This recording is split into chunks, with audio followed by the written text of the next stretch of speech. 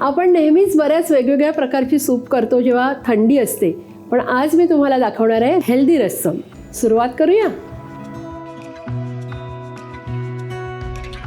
इथे मी 2 बीटरूट असे छोटे छोटे तुकडे करून पाण्यात उकळत ठेवलेले आहेत. हे आपल्याला साधारण 5 ते 7 मिनिटं शिजवून घ्यायचे.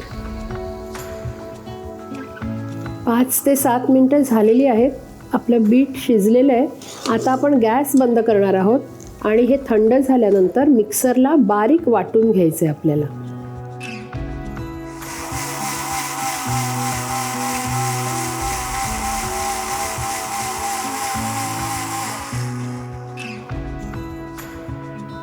आता आपण हे जे ज्यूस केले बीटरूटचं ते गाळून घेऊया.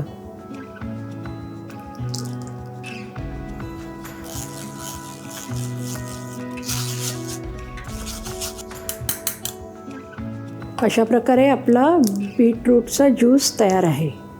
चला तर आपण आता रस्सम करायला सुरुवात करूया. त्यासाठी आपण फोडणी तयार करायची आहे. इथे आपण 2 टेबलस्पून एवढं तेल घ्यायचे, 1 टेबलस्पून राई, 5-6 लसणाच्या पाकळ्या बारीक चिरून घेतलेल्या आहेत त्या घालून घेऊया.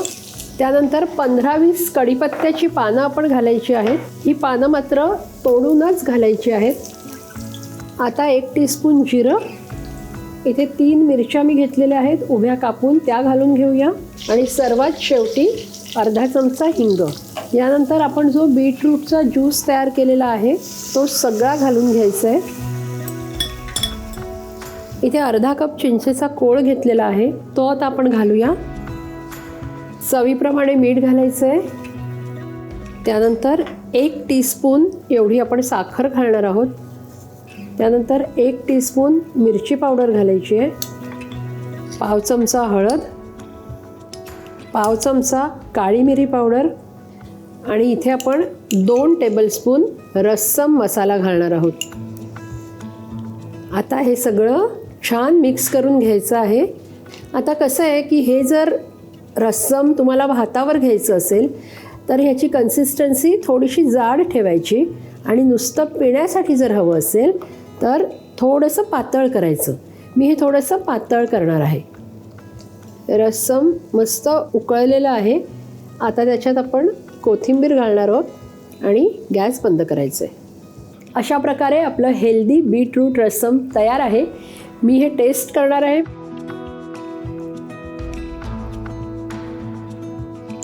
एकदम मस्त झालंय. खूप सुदिंग वाटतंय घशाला. तुम्ही सुद्धा करून बघा. आणि ह्या हिवाळ्यात जर तुम्हाला असे काही गरमागरम सूपचे प्रकार किंवा असे काही गरमागरम पदार्थ जर बघायचे असतील तर कॉमेंट बॉक्समध्ये मला नक्की लिहून कळवा. मी तुम्हाला नक्की करून दाखवीन. आणि अशा छान छान रेसिपीजसाठी रुचकर मेजवानीला लाईक, शेअर आणि सबस्क्राईबसुद्धा करा.